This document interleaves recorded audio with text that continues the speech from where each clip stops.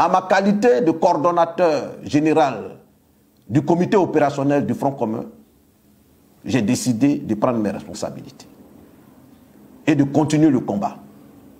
De continuer le combat advienne que pourra. Et ce combat, je le mène avec vous, à vos côtés. Je n'ai pas fui. Je n'ai pas l'âme d'un fuyard. Je n'ai pas l'âme d'un traître. Je n'ai pas l'âme de quelqu'un qu'on intimide. Je vous invite donc à compter de maintenant, parce que nous allons rentrer dans la phase décisive de ce combat. Nous allons rentrer dans les moments ultimes de ce combat. Je vous invite à beaucoup plus de détermination, à beaucoup plus de volonté, à beaucoup plus d'engagement. Tous, autant que vous êtes, le Front commun vous appelle. Ses alliés, le RGPS, le Front populaire ivoirien et tous les démocrates vous appellent à occuper les rues. À occuper les rues pacifiquement, dans la discipline, dans l'ordre et avec un esprit républicain, comme vous avez toujours su le faire, surtout ce 9 août 2025. C'est un droit. Vous n'êtes pas en train d'enfreindre la loi. C'est un droit constitutionnel que vous exercez. Jeunes, femmes, adultes, travailleurs, étudiants, démocrates de tous, vous êtes invités à occuper pacifiquement les rues. Que ce soit dans tout le district d'Abidjan et même dans tout l'intérieur du pays, dans les grandes villes de l'intérieur du pays, tous les Ivoiriens sont invités à occuper les rues de façon pacifique. Je voulais vous dire, avec assurance, je voulais vous rassurer et je voulais apaiser ceux qui ont une once de doute en eux, que jamais, jamais aujourd'hui plus qu'hier, nous ne sommes si proches de la victoire et de la délivrance. Je le répète, je voulais vous dire, avec foi, conviction, et rassurer ceux qui sont traversés, ceux qui seraient tentés d'être traversés par le doute, que jamais, aujourd'hui plus qu'hier, nous ne sommes aussi proches de la victoire et de la délivrance. Mais la balle est dans votre camp. La balle est dans notre camp. Et le salut de ce pays, la renaissance de ce pays, réside entre nos mains, entre vos mains. Osez agir, osez manifester, pour oser gagner et triompher.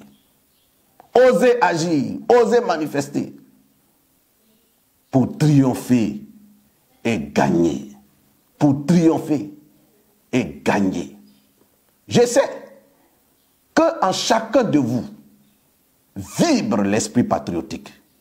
Je sais qu'en chacun de vous, du plus profond de son être, veut que les choses changent en Côte d'Ivoire. Et il y a comme un appel intérieur. Un appel intérieur qui ne cesse de vous importuner, qui vous demande de faire quelque chose pour votre pays, de faire quelque chose pour votre nation.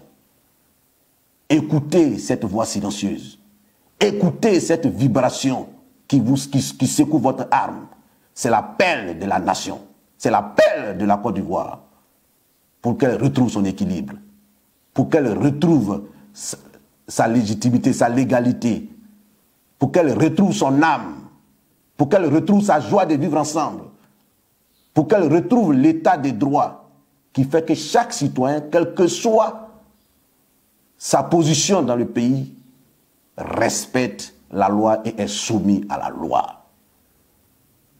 Le président Laurent Gbagbo, président du PPAC, notre leader charismatique, le ministre Tidiane Thiam, président du PDCI RDA, le premier ministre Pascal Affi-N'Guessan, le premier ministre Soro Kibafori Diom et tous les leaders sont avec vous, sont avec nous dans ce combat.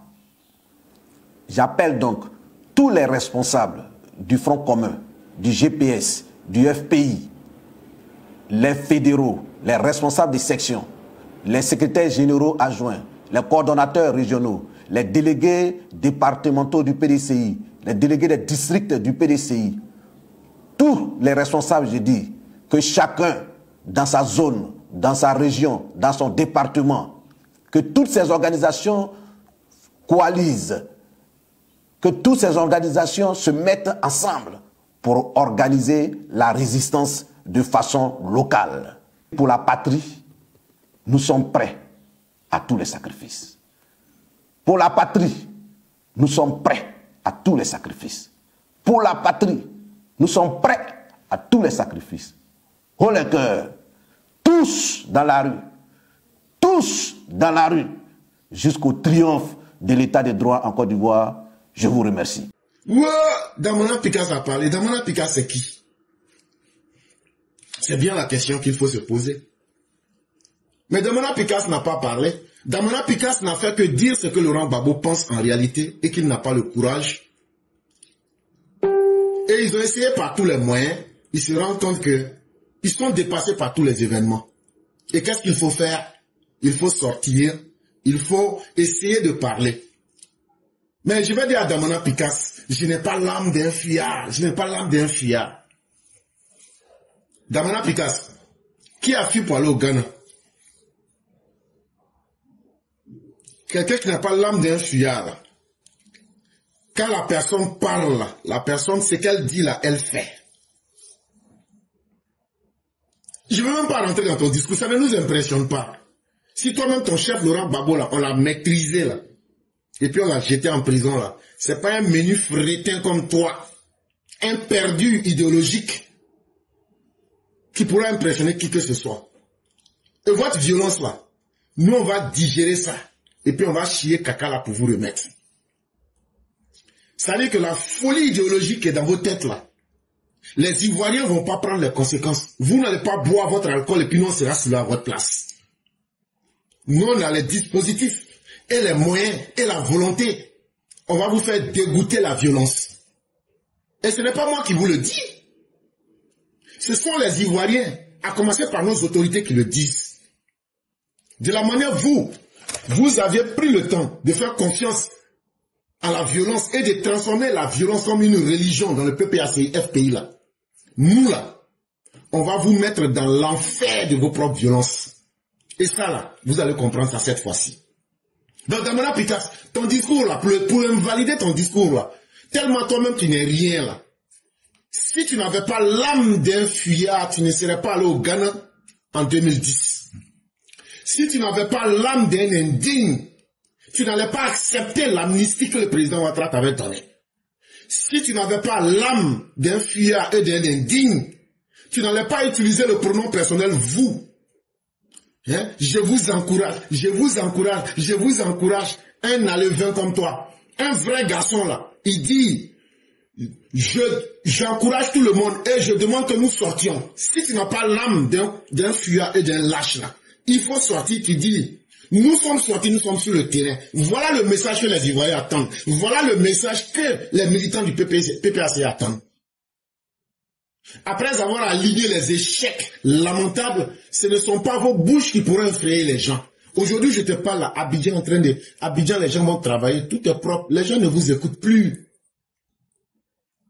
Et c'est ça la démonstration totale même de votre lâcheté. La lâcheté, c'est quoi? C'est le manque de courage moral. C'est le manque de fermeté. C'est le manque de volonté face à un danger ou à la difficulté. Ce que vous demandez aux enfants des autres de venir faire pour vous, là, et puis vous cachez là. Tu devrais dire, j'encourage tout le monde, moi-même Damana inclus, à sortir et à faire ce que tu as dit là.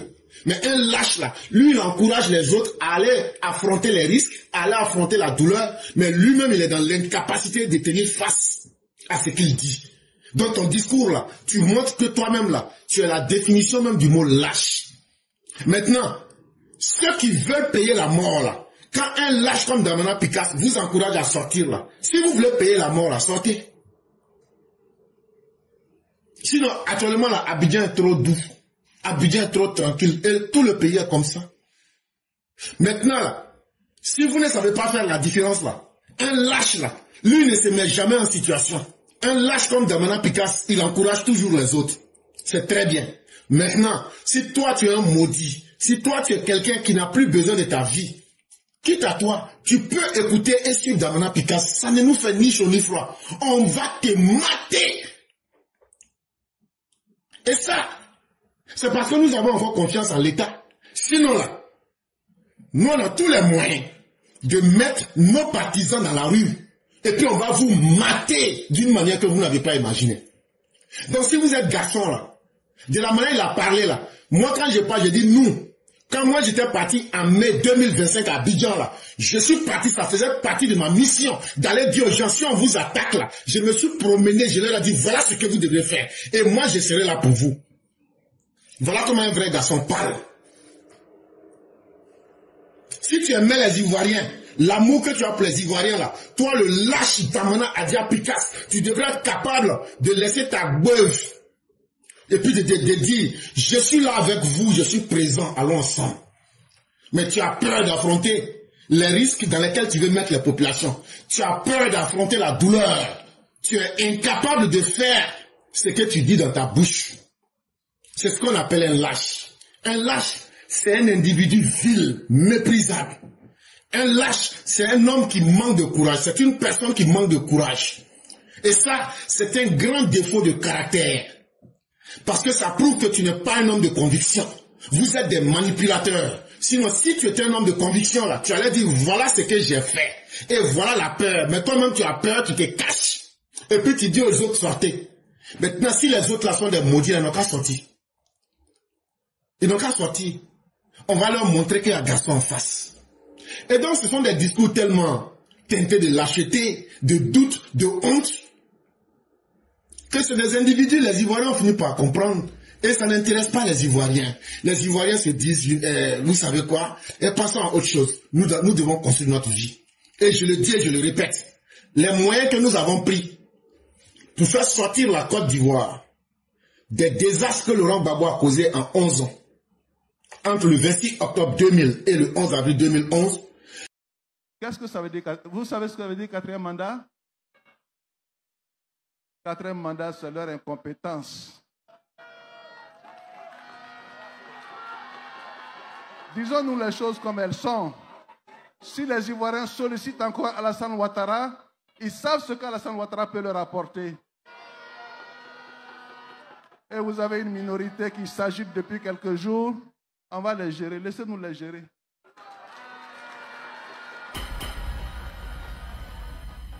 Il faut qu'on arrête de s'amuser dans ce pays. Ce pays revient de très loin. Nous avons connu des moments très difficiles. Nous avons tué nos rancœurs pour le bien de la Côte d'Ivoire. Mais de grâce, qu'on ne nous prenne pas pour des faibles. Nous ne sommes pas des faibles. Nous sommes soucieux du bien-être des Ivoiriens. C'est ce qui nous guide dans nos actions au quotidien. Il faut que les gens le sachent. Alors, chers parents de Tengrela, je suis venu pour vous dire que le président Alassane Ouattara compte sur vous. Il a toujours compté sur vous, il continue de compter sur vous. C'est vous qui lui avez demandé d'aller à cette élection. Il n'en voulait plus. Moi, je sais de quoi je parle. Il a fallu que moi, je lui demande pardon. Je vais vous dire la vérité aujourd'hui, je lui ai demandé pardon. Parce que quand je regarde la situation d'ensemble, ce n'est pas bon. Vous êtes frontalier avec des pays en proie avec le terrorisme. Et je dois vous dire que c'est une veille quotidienne. Tout à l'heure, avec le préfet de région, nous en parlions. Si nous avons mis l'accent sur la sécurité à Tengrela, nous savons ce que nous faisons. Parce que la situation est critique. Alors, je vous demanderai, je vais faire une discrétion pour vous dire, chers parents, vous avez votre contribution dans la lutte contre le terrorisme. Partout où je passe, je dis à nos frères et sœurs, soyez vigilants. Remontez les informations aux autorités pour qu'on sache qui fait quoi. Quelqu'un arrive chez vous que vous ne connaissez pas, cherchez à savoir qu'est-ce qu'il est venu faire. Remontez l'information. C'est pour le bien de tous. Je ne voudrais pas être trop long sur ça. D'autres personnes plus avisées auront l'occasion de vous entretenir sur ce sujet, mais je voulais vous demander d'être vigilants. Ce n'est pas pour vous faire peur, mais il faut de la vigilance. Il faut de la vigilance, il faut de la vigilance pour votre propre sécurité, ceci est important. Alors, le 25 octobre, qu'est-ce qui va se passer le 25 octobre? Ne dites pas ça, et puis vous n'allez pas partir voter. Hein? Le ministre Bruno vient de me dire, Mariam aussi, que vous allez voter à 100% à dos. Moi, ce que je vous demande, débrouillez-vous pour que le taux de participation soit au moins de 90%. Est-ce que vous êtes d'accord avec moi? Je peux compter sur vous? Je peux compter sur vous? Bon, d'accord. On sera là pour voir quel est le résultat. C'est moi qui suis en charge de votre région. Le soir du 25 octobre, je vais appeler Bruno. Je dis, mais Bruno, où est-ce que tu en es? C'est pas Bruno, c'est Bruno. Je lui demandais où est-ce qu'il en est. Alors, chers parents, je voulais vraiment vous demander d'être en accord avec Alassane Ouattara. Je sais que vous l'avez toujours été. Alassane Ouattara vous demande de continuer de lui faire confiance. Ce qu'il a fait en 15 ans, vous lui avez demandé de faire encore un mandat. Il va le faire pour la redistribution de la richesse. Et je peux vous assurer que la richesse profitera à tout le monde. Sortez, sortez, sortez le 25 octobre pour aller porter votre choix sur une seule personne, le président Alassane Ouattara. Merci, chère population de Tengrela. À très bientôt.